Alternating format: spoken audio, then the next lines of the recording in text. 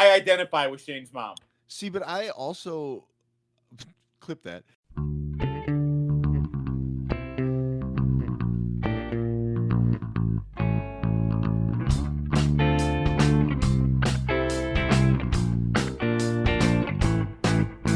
Hello, everybody, and welcome back to the Football Absurdity THfantaC Auction Podcast. X number of do's and Y number of don'ts of playing auction fantasy football. My name is Jeff Krisko, here with my co-hosts on this venture, Tony Steele of THfantaC, Evan Hoovler, and Waleed Ismail of Mock Drafts on Tap from the Football Absurdity YouTube page. Tony, how's it going? Football Absurdity patent pending. You know, Nailed it. I'm feeling like the man now, dog. You're the man now, dog. No, life is good. I'm excited to hop in. We're gonna look at some cool strategy stuff today, and I'm really excited. Yes, sir. Evan, how about you?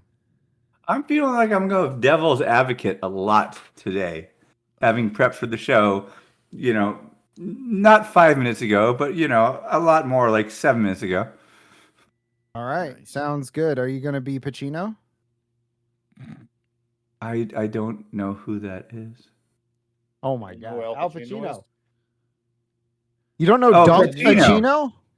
Yeah, I thought you said Pacino. I don't know why. Pacino. All right, I might need hearing aids. I'm glad this medical alert came to me. This is cool. Hey, Evan, you're the old man now, dog. Waleed, how are you? He's Auction Unk. Auction Unk. There you go. That's Evan's new handle. It's a $4 burden getter. # Auction Unk. Auction Unk. Yeah. All right. So today's episode, we are going to be starting off our non-onesie position strategy. So last week we talked quarterback and tight end. This week we're going to talk running back in this episode. Next episode is going to be wide receiver. So we're going to talk about specific strategies about these positions in auction drafts. Again, the thesis for this is that you already know fantasy football. You already know ball. We're not going to be like talking about like sleepers, stuff like that. We're going to be talking about applying your knowledge to the auction space. So first question, we're going to talk about running back. And I want to know, in an auction draft, do you prefer hero running back, which is one stud and a bunch of cheaper guys, zero running back, which is a bunch of cheap running backs, or robust running back, where you're talking multiple guys that you would classify as a stud, maybe top 15 running back, and then filling in after that? So, Evan, what is your preferred method of filling out your roster at running back? Always robust. The whole point of auction is that I don't want to have to work during the regular season to figure out who my RB2 is. I work on fantasy during the summer, and I work on real world work during the rest of the time. So I just want to get a couple guys I can set and forget. That's my strategy. Okay. Waleed, what about you? I am the opposites. Okay. Well, here's my thing. I'm actually, this is something that is fluid year to year to me. What I tend to like to do is every year a position is going to be overvalued, like relative to other positions. And my goal is to maximize my value. I think this year is actually a great zero RB year because there's a lot of running backs that are going for a lot of money. And that's kind of depressed the price in some really good like wide receivers. And I want to do the opposite of what the market is doing because that's where you find your edges. Okay, so why not just do both? You get those running backs for a lot, and the depressed market wide receivers, you get them too. Yeah, but I can get Drake London for under $50, and I think that is a gross misvaluation. So I would exactly. Him. Exactly. You get those depressed market wide receivers, and you get two good running backs. Why not both? But like the idea of having like Jamar Chase, Drake London, and like AJ Brown, Nico Collins, like that feels really good because I think all of those guys are going for a little bit less than they should, and it lets me find values elsewhere. Like, and it's given me a real strong core. Also, the last 2 years, the reason I'm not as in on running backs this year is like we've had historical low injury rate for the running back position. I feel like that can't, like, eventually the piper needs to be paid. Like, and the football god comes for ACLs. And I feel like this is a year where running backs are, like, I feel like variance is going to swing the other way. And I'd rather, like, invest in wide receivers when all those running backs get hurt. Like, I don't know what's going to happen, but. Can I ask a terminology question real quick? Absolutely. As the goofus of the room. We're talking, you brought up, Jeff, when you framed this question, you said, zero RB, like anchor hero RB or robust RB.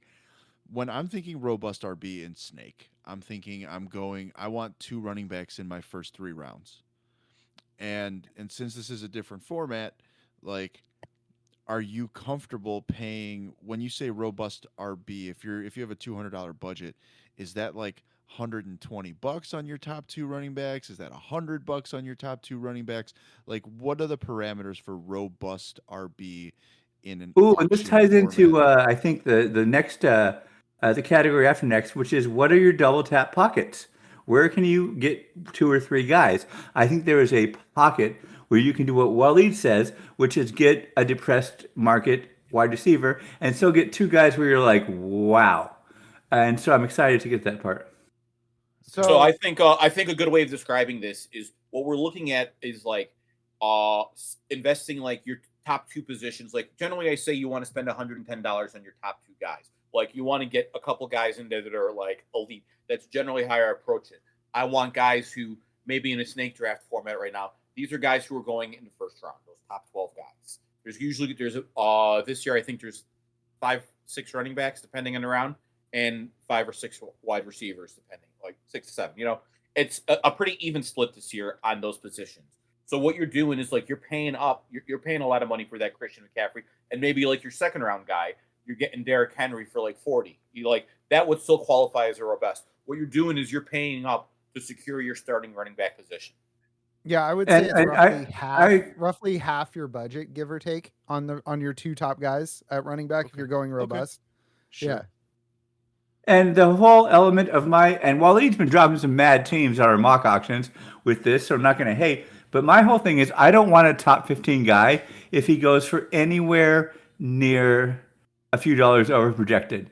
I can get 8 guys to start my team with a solid $200 budget if I just wait.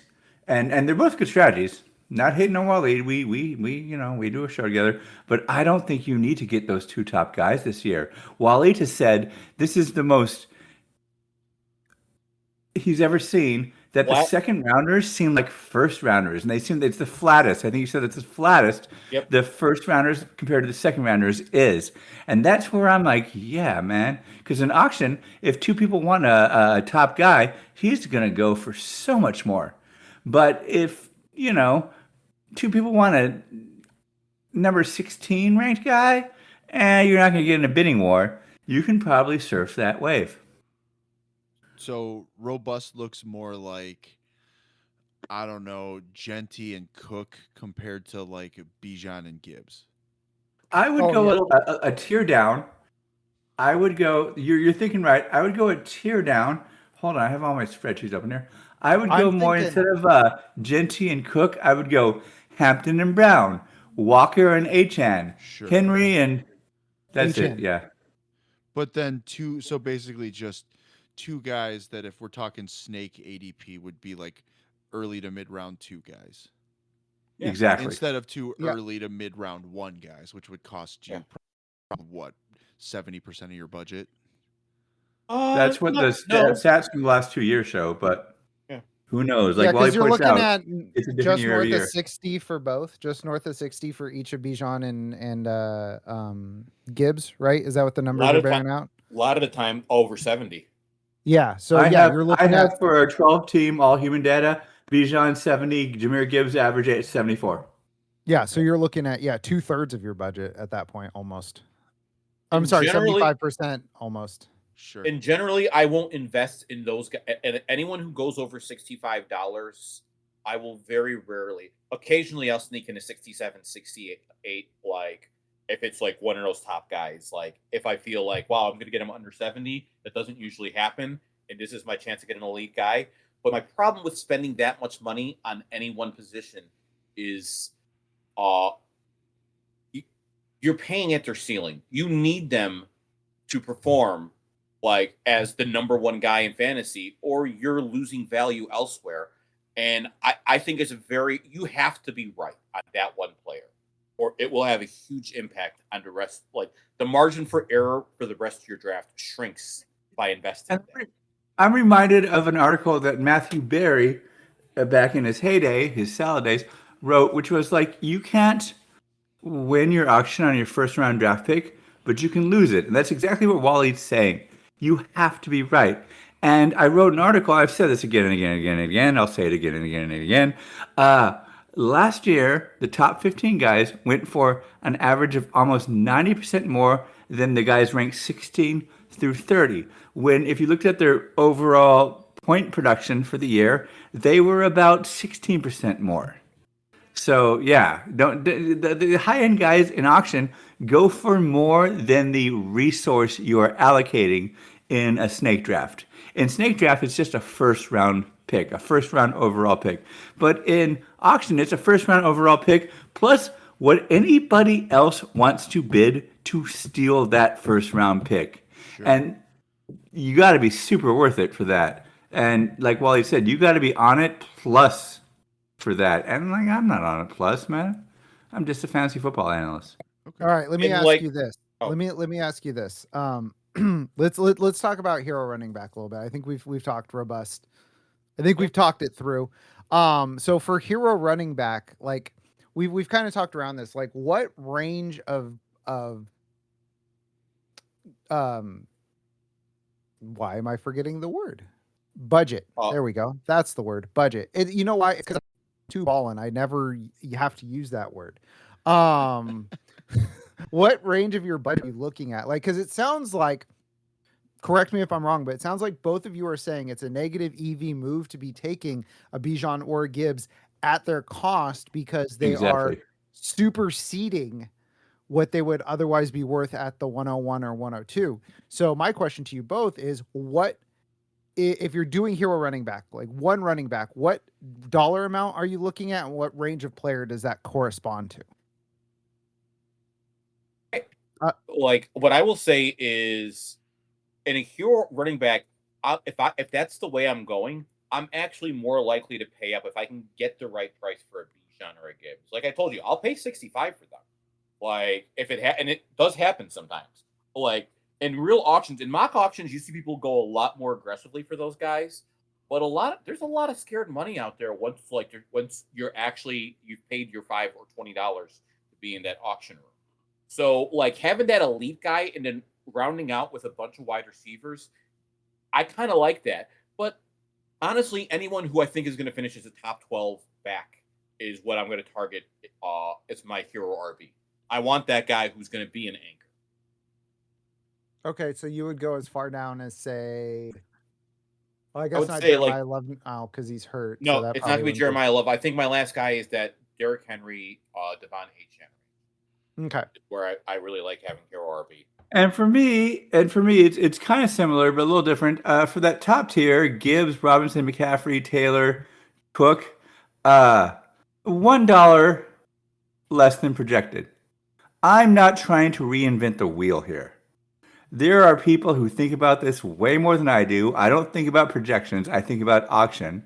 And if I get it for $1 less, then hey, like Waleed said, if I pay more, I'm staking my team on, okay, I think this guy's going to be better. Well, what do I know? Like, I'm just the guy who balances auctions. So I will bid up to $1 below projected. And if not, I'm like, you know what? It's out of my hands. And it should be noted, his projections, not other people's. That makes sense. Yep. Okay. Perfect. So if you're doing zero running back, which it doesn't sound like either of you are a proponent of, but if you were I absolutely am. Okay, you're a proponent of it. So I absolutely am not. If you're doing zero, I love zero RB this year. Okay. Good. I would like to ask you a question about it if I'm so allowed. I want to keep talking about how much I like zero RB, so I can't. It's Waleed and I are hang doing on, Stephen hang A. Smith versus Stephen A. Smith tonight. That's kind of Yeah. our bit, I think. But okay. So if you're doing zero running back, what is the most you're looking to allocate for a single running back spot on your roster? And then a corollary to that is your second guy going to be around the same price? Like if it's $10, are you looking to get two $10 guys? And what range of running back is that spot? I mean, it really depends on how the market is going. If I generally let's say I'm going let's say we're going two starting wide receivers, two starting running backs, and a flex. I'm trying to get 3 wide receivers in that spot, and I probably have $150 of my $200 budget allocated. Probably is my max. I might be a little bit less because some of that's also going to include a tight end. Like I like paying up for an elite tight end when I'm going zero RB. I love Tucker Kraft and Colston Loveland in this. Guys who could be like tight end one. I think it's in their range of outcomes, have top 5 potential, and are significantly cheaper than McBride and Bowers. But like my running back here, like I'm probably looking for like that Cam Scatterboo. Like for my first RB, I want that Cam Scatterboo, DeAndre Swift, someone in that like range. And then that second guy, I mean, honestly, like Ramondre, something like that. And I'm trying to get that for maybe under $25. And that's total for the two guys. Yeah, but I might go as high as 30. This is all fluid. It depends on whether I got deals on my wide receivers or whether I went hard, and I paid a lot. Like I'll go zero RB if I think that I'm getting a good deal on Puka Nacua, Amon-Ra St. Brown, and fucking Jamar Chase. I'll spend all that money and figure it out later. I'll grab $2 guys. Like there will be spots to get guys that I think are misvalued and make my move. But for the most part, I'm probably looking at like $30 at that running back spot. No, I can't do that. Yeah, $25 is probably about right. And then 145, 150 for my receivers with a little bit of that to tight end. Okay. And what Waleed's illustrating is you don't have to go zero RB to go zero RB in auction. You can get 2 great guys and still have enough money for like a 3rd rounder or a 4th rounder, which is a good strategy. My issue is that the tier 1 wide receivers is so narrow for me. Jamar Chase, the guy who's throwing to him is injured all the time. Puka Nacua, Jackson Smith and Jigba, and Monte Brown, cool. CeeDee Lamb, are you the wide receiver one? I don't know. Justin Jeffries, Drake London, who is throwing it to you? I don't know. Nico Collins, I know who's throwing it to you, and that is the problem. So it's a great strategy in auction, but I'm like, this year, I don't know, man. I don't want these wide receiver ones unless I get 2 of the 3 that I want. Please title the episode Justin Jeffries. I'm already writing it down. All right. So unlike in a snake draft, right? You could be going zero RB and you end up getting sniped on the guy that you were targeting for your zero RB, right? Because Waleed, you mentioned Cam Scatterboo. If I'm doing it, like the guy I'm targeting is DeAndre Swift, Dave Montgomery, those guys. Yeah. But if I get sniped on them, then I'm toast. So I think one of the things that I'm just going to kind of bring up to proselytize auction is it brings us back to the very first episode, which is you can't get sniped in auction. So you have more control over your zero RB targets. You could get budgeted out, and that's something that you can fix with practice. Yeah. But I would just like to say, I think that honestly, zero RB is a more viable strategy in auction than it is in snake drafts, because so much of zero RB working is survivorship bias, right? The guys who don't get the deep running back snipe from them, that's when their roster works, right? And in this case, since you can't be sniped, you can go after the guys that you want. So I will probably be doing hero RB, but I know there's a tier of running backs that I like more than other people, so I can go and spend on those guys, and I won't get sniped. Because we've all done it where you're like, let me try 0 RB, and you're like, oh shit, I pushed this way too far. Like my my starting running backs are Kenny Gainwell and Rashad White. I am in trouble. Like, hey now. So I just want to say that if you're on the fence about trying 0 RB in auction, I think it does work better in auction because you can't put, like, you can push it too far. You definitely can do that, but it's easier to pump the brakes on it because you're not like, you don't turn around and look at the running backs and be like, oh my God, there's no running backs, because you have money to get whatever running backs you want. It definitely works way better in auction.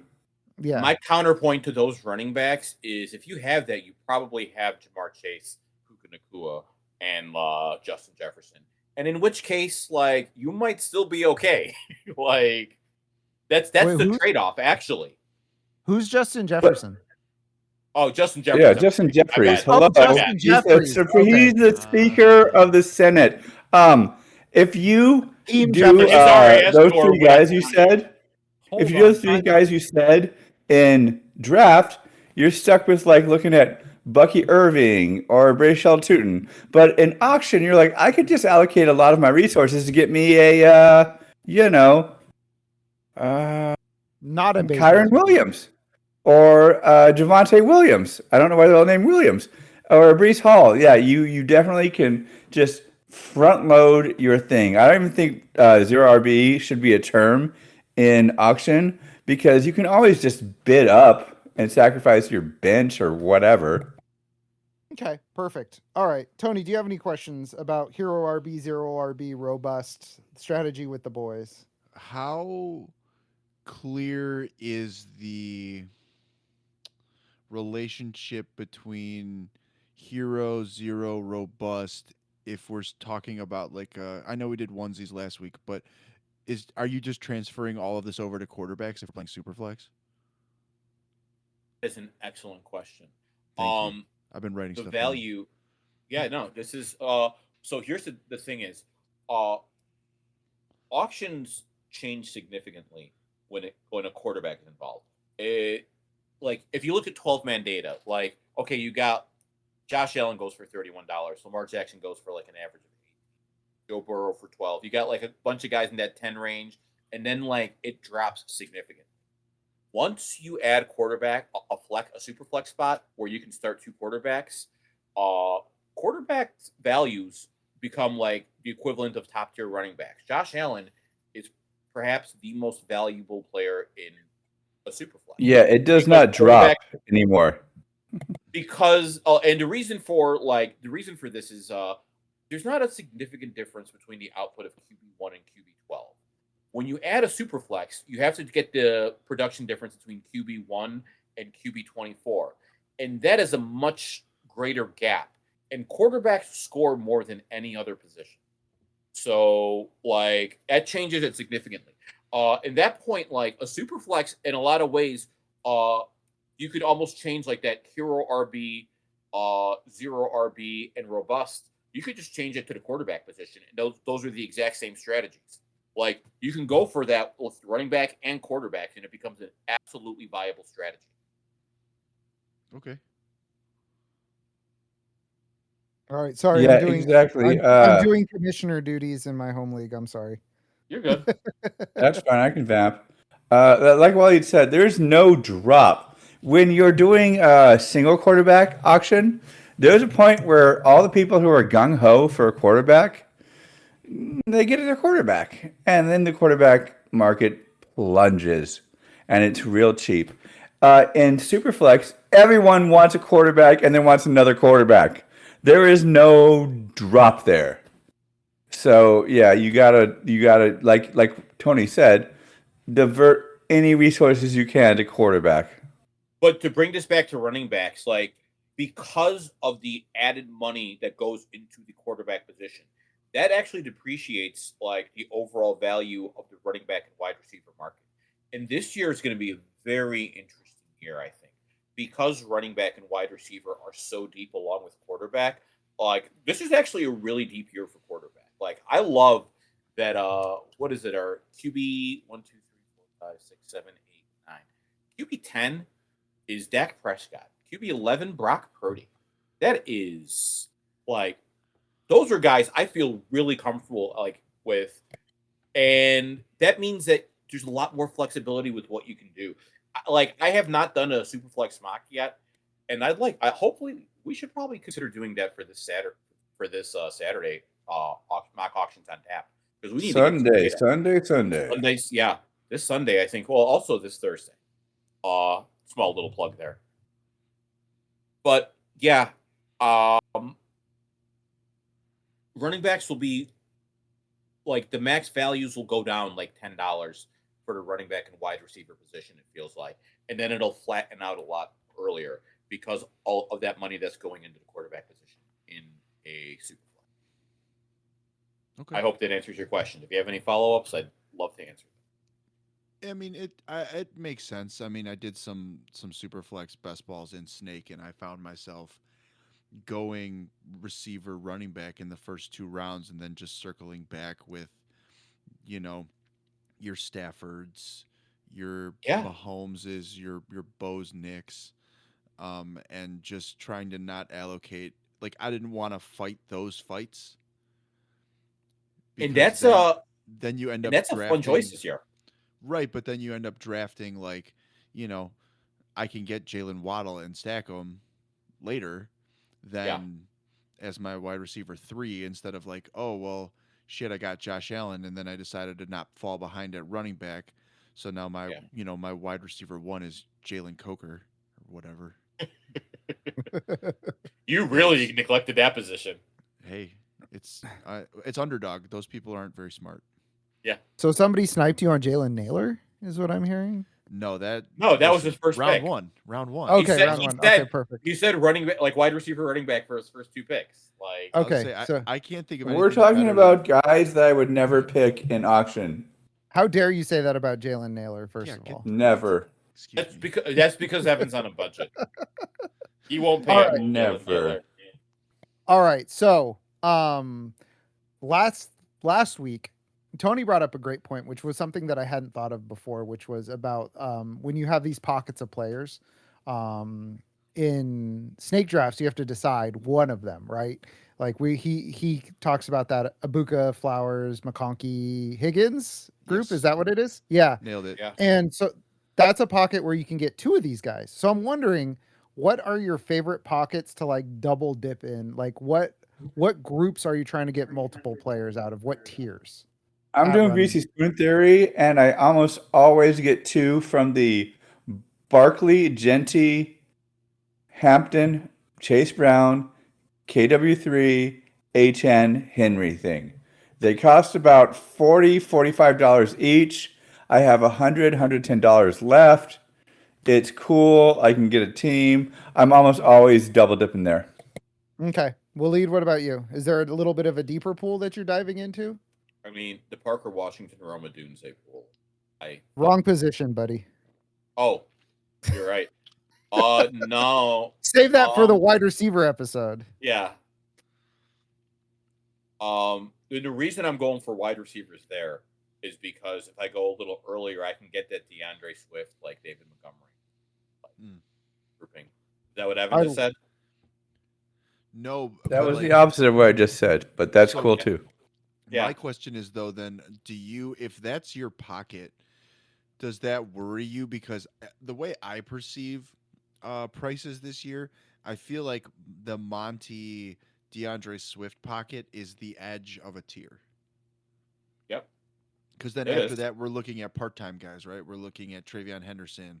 We're looking at Bashal Tutin. We're looking at Bucky Irving. So if you've identified that pocket and you know that you're paying, I don't know what these guys are costing off the top of my head, maybe $20. $20 each. Yep. Are you still willing to go up to 24? Because that's definitely the full cord to stop the train emergency pocket where you're like, bro, I don't got a guy. I'm going to get a guy. Okay. Yeah. So that's the worst guy you're willing to have be your I guess RB2 or a key part of your team. Oh yeah.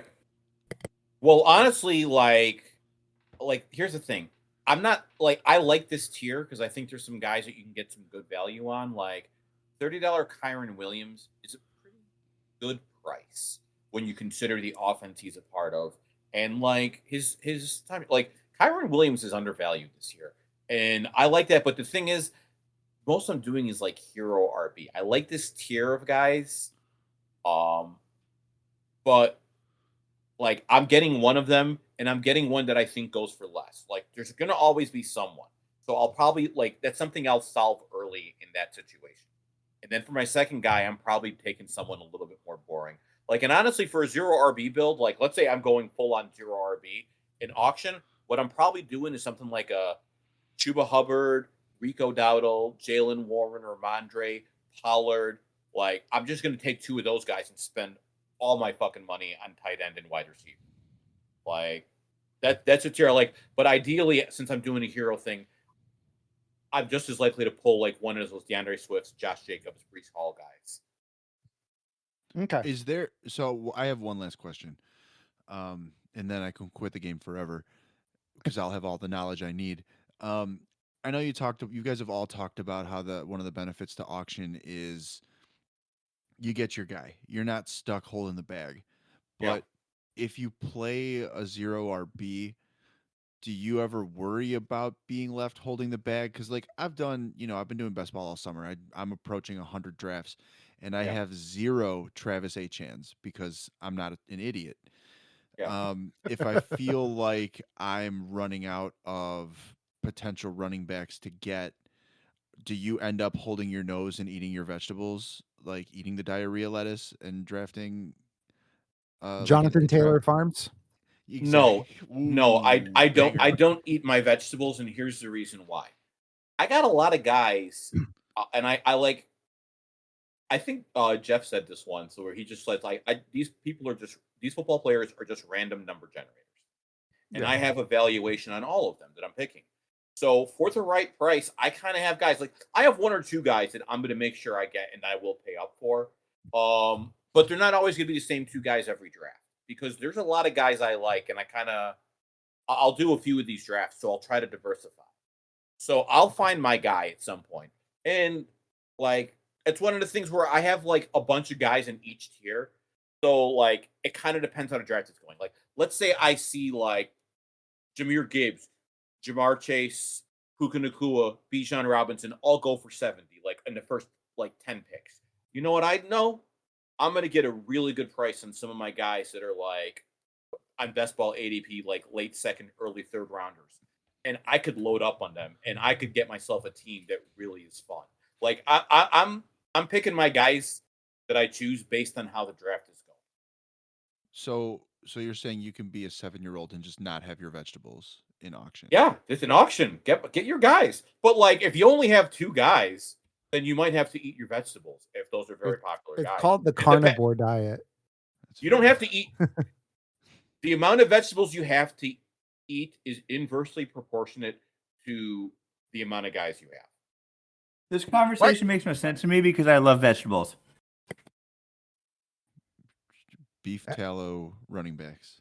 Yeah. Sounds great. Evan, next strategy is the beef tallow strategy. Right. Well, that made sense, right? Like the Yes. less guys you have, the more vegetables you got to eat.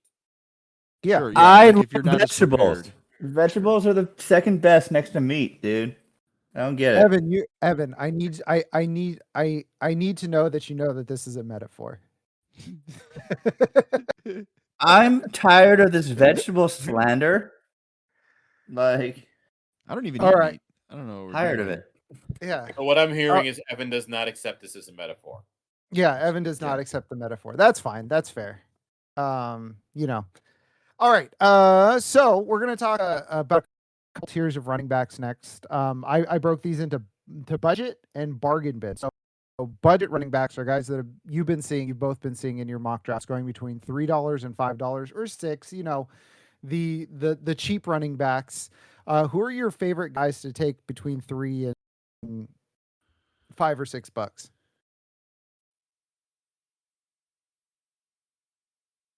All right. I'll tell Waleed, you right we'll now. start with you. Yeah. Okay, for the $5 to $6. Honestly, I like Ramondre in that range. I like like Blake Corum. I understand that I shouldn't like Tony Pollard. I understand all the red flags behind it. But $4, like Tony Pollard's going on average for $4.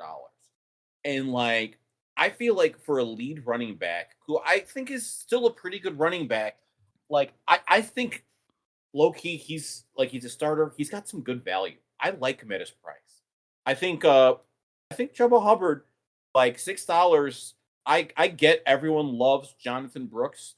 I'm not convinced Jonathan Brooks will be able to finish the year. Like his history of playing football tells me he won't. Like there's a 50-50 chance. So taking that investment on Chuba Hubbard feels like a really solid value. Lets you pay up elsewhere. And if things go right, man, that could be real nice. The answer for me is Tony Pollard or give me a dollar guy. Like Waleed said. Everyone's like, you're not concerned about the offensive line? You're not concerned about this and that? I'm like, yeah. But we were concerned about it last year, and he got 1,300 yards from scrimmage. Whoa, scrimmage. That was like funny. Scrimmage. I talk like a grown-up. But like that, it's Tony Pollard or bust. Like, Tony Pollard or a dollar. Like, Tony Pollard or a dollar. Okay. All right. And then, are there any guys going in that range that you think is just a waste of money? The $3 to $5 range. Let me ask this: how much does Bashal Tootin go for? Bashal Tootin goes for $11. Yep. Good God! I think you've opened my spreadsheet, sir. Yeah. I would. Nice job. I would. Yeah. We're talking about auction. Of course, I'm going to have your spreadsheet. It has like the best viable data on the internet. You can find Thank it. you. Football. Is it on the website or is it just in the Discord? Just the Discord. Just for our Discord. So you got to join our page. Discord if you want to get these values. FootballAbsurdity.com Trevion links is at the also top. going for an average. Trevion Henderson is also going for an average of $11. Just to let you know where people's brains are right now, which is not in their head. Okay, so you said I don't have a problem with Tony Pollard's going for $5. Is what you said? 3, 4, 4. 4. Okay, who's going for 7? a fusion. Chuba Hubbard and Jalen Warren walked into the teleportation device from the fly and merged bodies, and they're going for 7. Okay. What he's saying is Jalen Warren is going for 8 and Chuba Hubbard for 6. Okay, so you'll People who say, don't do fly math. yeah, I don't do fly math. I think that's Common Core, right? It Is is. fly math. Okay, It's so sight reading, yeah. you could get Bashal Tootin or Tony Pollard / Chuba or Tony Pollard / Jalen Warren. Rico Dowdle. Yeah. Rico Dowdle. So you could get 2 Rico of these Dowdle. guys. So that's what I think the key is when you're talking about these later running backs is you want as many bites of the apple as possible, right? And if you're investing $11 in Bashal Tootin better hit because you're eschewing 2 bites at the apple with the tier right behind him by AAV. Because you can get 2 of those guys for $10 to $14, right? But not necessarily. That depends on how your start of your auction has gone. If you've gotten like 5 positions and you've only spent $150, but they're like values, you can take those extra shots. Like, but what I'm how saying, you budget it. Yeah, but what I'm saying is that if you don't like Bashal Tootin, if you don't feel right about Trevion Henderson, the value proposition of skipping those guys is so much more than it is in a snake draft. Because you can take the Bashal Tootin, Trevion Henderson money and go get 2 guys that maybe one of them will bust, but one of them should be higher than your Tootin, your Henderson. I'm going to take that a step further. You can just nominate them for $1, and if you nominate them early enough, they might go for 15 or 16. You just made someone spend $16 on a guy you don't like at that part of the draft. I'm going to take it a step further, and say that Wally, not only is that good, sorry, Jeff, not only is that good advice, at this time, people are getting desperate for running backs. So that's why Bashal Tootin is going for $11. He's last in the last tier. You know? And that's why all these guys are going for such inflated prices. Bucky Irving, Trevion Henderson, because people won't have these running back slots filled and they'll panic and they'll just inflate it. So just if that's happening, just wait. Just wait. Okay. Perfect. Sounds good. I do have I have Evan's sheet up. And I did want to throw my favorite $3 to $5 running backs based on Perfect. this data. Yeah. Big fan of Kenny Gainwell. I wrote an article for Football Absurdity's website about trying to corner the market on pass catching running backs because that's where you go after you run out of bell cow receivers. Yeah. So I like Kenny Gainwell, and guys, I don't know, man. You could just chop my legs off, but for $4, like I'm totally fine with J.K. Dobbins. Oh man, absolutely. You know, absolutely. He's $3, not $4. He's most likely gonna get hurt. Yeah. But if you're telling me that I can get 10 weeks of RB19 for $4, that seems like a good deal to me. And I think those two guys are very similar yet very different in that J.K. Dobbins, I want on my starting slot, my flex, because he's going to do great early. Kenneth Gainwell, I want on my toolbox bench because I'm like, the more I wait, the more Bucky Irving is going to, fall off, and the better Kenneth Gainwell stock's going to be. So, yeah, they're two great plays for two different reasons. I actually missed one that I think, especially for a 0 RB build, is like Zach Charbonnet is a guy you can get and throw in your IR slot. And the only reason he's going for $3 is because he's coming off the ACL. Second half of your season, he could be a guy who's like all of a sudden like a solid RB2 in that offense on a good team. I'm looking at your guys' prices here, and I feel like I'm picking up what you're putting down about like I can get two guys for the same price as one. Like you can pay $6 for Jalen Warren, or you can pay $6 for Dobbins and Charbonnet, who between the two could give you 17 weeks of good return. Absolutely. And Dobbins will be great early, and Charbonnet will be great late. It's a nice role filler. Yep, I like it. Yeah. All right.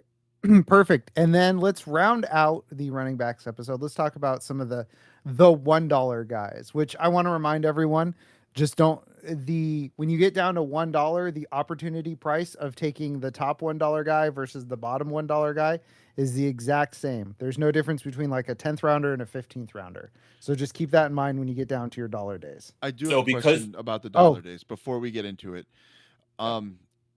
I'm worried that if I really want a $1 running back and I only have, we're just filling out benches, right? So everyone's only got a little bit of cash.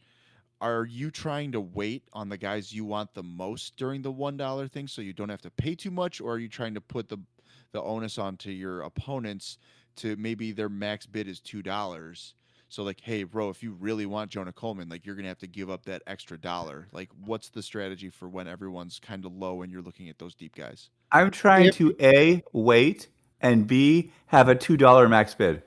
Okay. Exactly. Yeah. One thing Evan does tend to approach is he likes to have $1 for each bench spot left so that he can do that $2 bet to try to make sure he gets his guys. Okay. I'm a guy who only goes to $1. And here's the thing you have to understand. If you only have a $1 max bid and you don't nominate your guy, someone else might nominate him before you do. Sure. So you just have to like if you've gotten to that point, you just got to hope for the best. You got to have to balance it out too, because if they're further down the list and that's your guy, then maybe you can afford to wait till these other guys go. But if there's enough people who still have it, and some guys are going to nominate those guys because they don't like them and they want someone else to spend that $2. So it's all about kind of reading the room and putting yourself in a position to succeed. Okay. One thing I think is really important too is when you're down to the dollar days, and if somebody has a $2 max bid, say you and another guy don't have your tight end yet, and he has a $2 max bid, right? And you have more money than that, bid $2.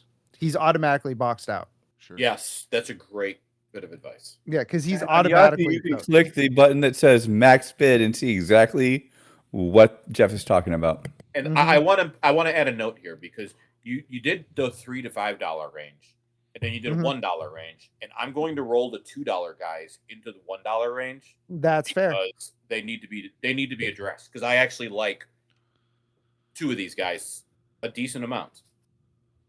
Okay. And those guys And? are Rashad White and Chris Rodriguez Jr. I think Rashad White is going to end up being like that Austin Eckler role in Washington. They didn't pay him a lot of money, but they paid him enough that I think that they see a vision for him. Got a history with Jaden Daniels, and for $2, like I know what could potentially be a high scoring offense. I think that's a solid bet. And Chris Rodriguez Jr. is a $2 player that, especially with the injury to LeGarrette Quinn. LaQuinn Allen, yeah. Oh, LeQuinn Aaron. LeGarrette. I don't know what I did. I don't know what I did there. Too much. Okay. You Justin Jeffries it. Yeah. Yeah, Justin Jeffries over here.